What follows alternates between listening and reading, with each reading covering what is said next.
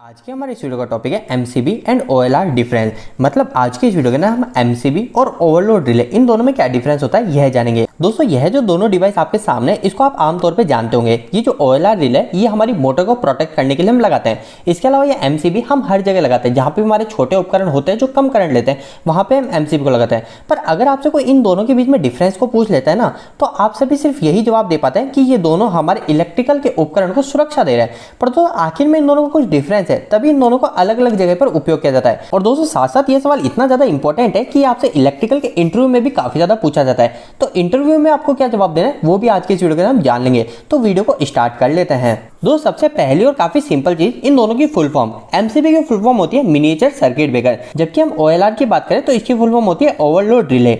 अब दोस्तों इसके बाद में हम सेकंड पॉइंट पे इन दोनों के सिंबल को जान लेते हैं। तो दोस्तों अभी आपके सामने यहाँ पे दो सिंबल है, नंबर 1 और यहाँ पे है नंबर 2। अब दोस्तों ये जो पहले नंबर का सिंबल है ये है हमारा ओएलआर का, जिसको बोलते हैं हम ओवरलोड रिले। तो आपको देख लेना है, कभी भी ओएलआर का सिंबल बनाना है तो इस तरीके से बनाना है। देखिए ये इस तरीके से नंबर 1। ये पॉइंट भी मैं अभी आपको आगे बताऊंगा कि आखिर ओएलआर और एमसीबी हमको क्या क्या सुरक्षा देती है।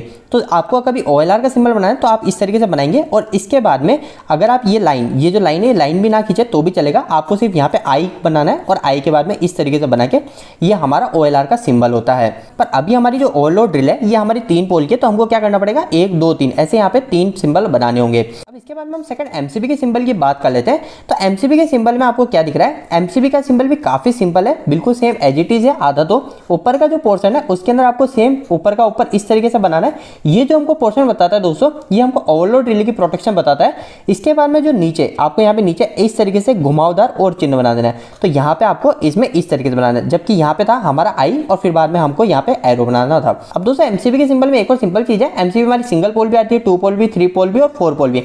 अगर सिंगल पोल की है तो आप एक ही बनाइए, अगर 2 पोल की है तो आप 2, ऐसे 3 और 4 पे आप 3-4 सिंबल बना लीजिए, आपके एमसीबी का सिंबल भी कंप्लीट हो जाएगा।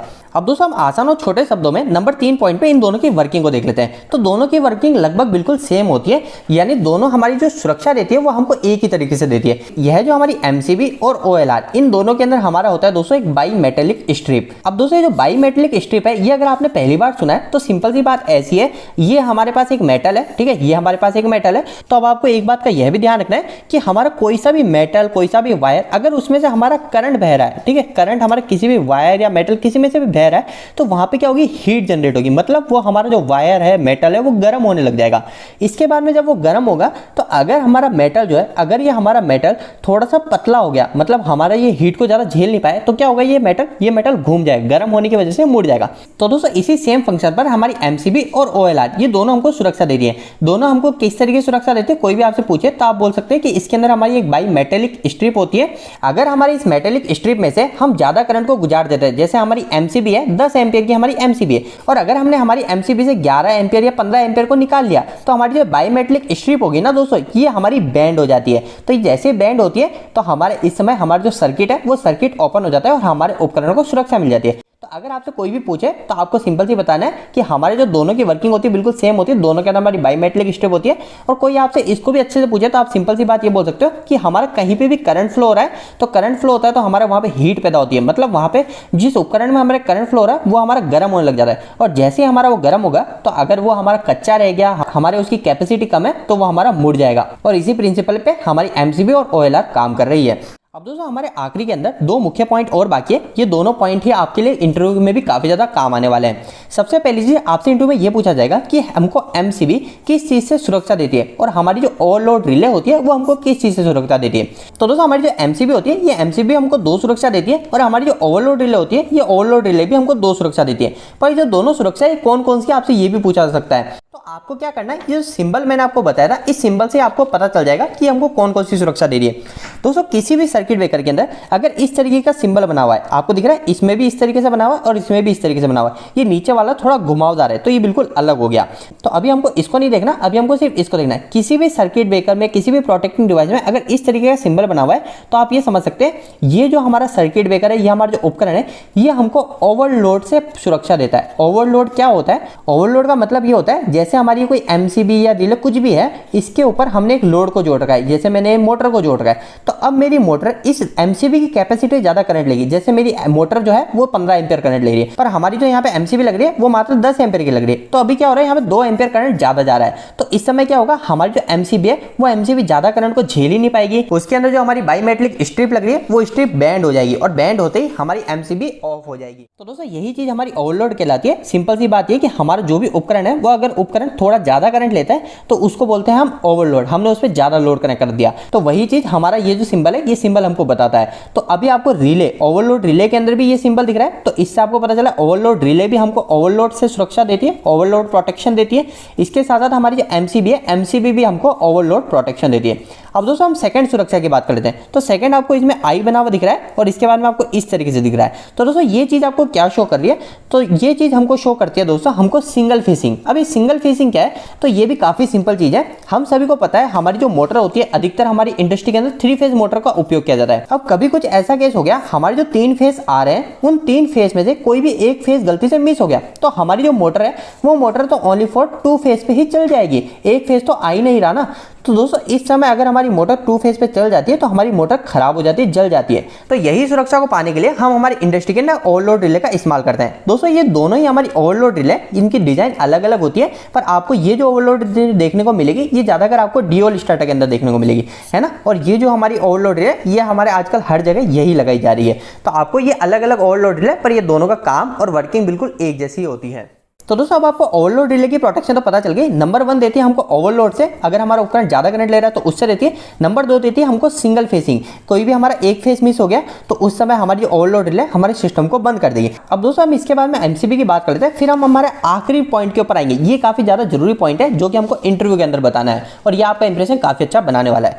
तो दोस्तों एमसीबी हमको क्या क्या सुरक्षा देती है, पहली तो मैंने आपको बता दी, इस तरीके का आपको सिंबल दिख रहा है तो ये हमको ओवरलोड से सुरक्षा दे रही है। और दूसरा आपको ये घुमावदार दिख रहा है, तो इस घुमावदार में भी आपको ये का ध्यान रखना है।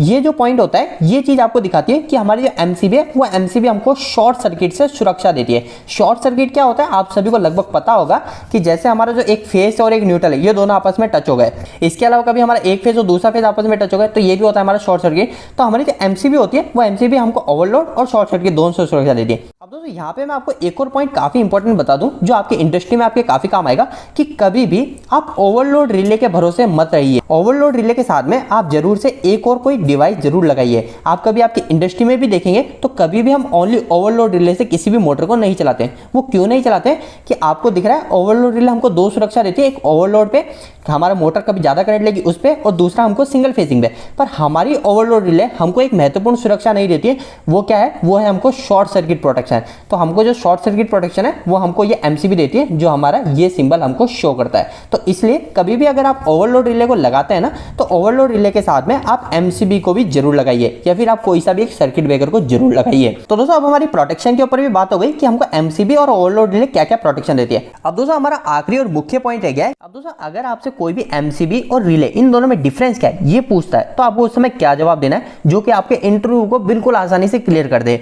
तो दोस्तों देखिए इन दोनों में सबसे बड़ा और एक मेन डिफरेंस ये है कि हमारी जो एमसीबी होती है ये एमसीबी हमारी पावर सप्लाई को ब्रेक करती है। ये जो भी हमारे कोई भी सर्किट ब्रेकर है, एमसीबी की नहीं बात कर रहे हैं इस समय, हम एमसीबी के साथ में और भी चीज देख सकते हैं, जैसे हमारा एसीबी हो गया, एमसीसीबी हो गया, वीसीबी हो गया, ओसीबी हो गया, जिसके भी लास्ट में सीबी आ रहा है ना, ये है हमारा सर्किट ब्रेकर। तो सर्किट ब्रेकर क्या करता है, हमारी जो पावर सप्लाई होती है इस पावर सप्लाई को ब्रेक करता है। पावर सप्लाई मतलब जैसे हमारे ये आर वाई बी ये 3 फेस है, ये हमारे पावर के वायर कहलाते हैं, और हमने इसको जोड़ रखा है एक ब्रेकर के थ्रू, ये हमारी एसीबी इसके थ्रू जोड़ रखा है। एमसीबी मान लीजिए यहाँ पे, अभी हम एमसीबी की बात करें, इसके साथ में हमने जोड़ रखा है यहाँ पे मोटर के साथ में। तो हमारी जो एमसीबी होती है ये हमारी जो पावर सप्लाई, इस पावर सप्लाई को ही कट कर देती है। तो एमसीबी का काम क्या होता है, हमारी पावर सप्लाई को ब्रेक करना। पर दोस्तों अब हम सेकंड केस में ओवरलोड रिले की बात करें तो ओवरलोड रिले हमारी पावर सप्लाई को ब्रेक नहीं करती है, ओवरलोड रिले हमारी कंट्रोल सप्लाई को ब्रेक करती है। तो ये काफी ज्यादा महत्वपूर्ण पॉइंट है, और ये जरूर आप इंटरव्यू में बोल के आपके इंटरव्यू को क्रैक कर सकते हैं। अब दोस्तों कंट्रोल सप्लाई को कैसे ब्रेक करती है इसको भी हम 20 सेकंड के अंदर समझ लेते हैं। तो दोस्तों देखिए ये हमारी ओवरलोड रिले, इस ओवरलोड रिले के अंदर हमारी कुछ कॉन्टैक्ट होता है, ये होते हैं हमारे एनसी टर्मिनल। ये जो एनसी टर्मिनल होता है ना दोस्तों, इस एनसी टर्मिनल के साथ में ही हम हमारे जो सर्किट ब्रेकर होते हैं, हमारे कॉन्टेक्टर होते हैं, उसको सप्लाई देते हैं। और जब हमारे इस एनसी टर्मिनल से ही सप्लाई जाती है तभी हमारे कॉन्टेक्टर, हमारे सर्किट ब्रेकर जैसे एसीबी हो गया, वीसीबी हो गया, वो सब हमारे ऑन रहते हैं। दोस्तों जैसे हमारे रिले के एनसी से निकलने वाला फेज अगर रुक जाता है किसी भी कारणवश, तो हमारे जो कॉन्टेक्टर होगा ये सभी उसी के उसी समय बंद हो जाएंगे। क्यों हो जाएंगे? क्योंकि ये जो हमारा एनसी कॉन्टेक्ट होता है इसी की मदद से हम हमारे जो सर्किट होता है उस सर्किट को ऑन ऑफ कराते हैं। तो इस बात का आप ध्यान रखिए, रिले हमारी कंट्रोल सप्लाई को ब्रेक करती है जबकि हमारी एमसीबी पावर सप्लाई को ब्रेक करती है। दोस्तों आज का ये वीडियो थोड़ा बड़ा हो गया, लेकिन उम्मीद करता हूं कि आपको कुछ हेल्पफुल जानकारी भी मिली होगी। दोस्तों आपके लिए काफी महत्वपूर्ण सूचना है कि मैंने एक और नया यूट्यूब चैनल स्टार्ट करा है जिसका नाम है इंजीनियरिंग दोस्त। अगर आप हमारे उस नए चैनल के जाके जुड़ना चाहते हैं तो आपको उसका लिंक हमारे इस वीडियो के डिस्क्रिप्शन बॉक्स में मिल जाएगा। आप वहां पे जाके हमारे नए चैनल को भी विजिट कर सकते हैं और जैसा आपने हमें यहाँ पे सपोर्ट और प्यार किया वहां पे भी हमें जाके जरूर कीजिएगा। दोस्तों आपको यह वीडियो कैसा लगा, इस वीडियो को लाइक करके जरूर बताएं। अगर आपका कोई भी सवाल इस वीडियो के प्रति या फिर इलेक्ट्रिकल जुड़ा तो आप मुझे नीचे कमेंट बॉक्स में कमेंट करके पूछ सकते हैं। इलेक्ट्रिकल वीडियो अगर आप हिंदी में देखना पसंद करते हैं आज हमारे चैनल को सब्सक्राइब कर लीजिए। आज के लिए इतना ही, धन्यवाद।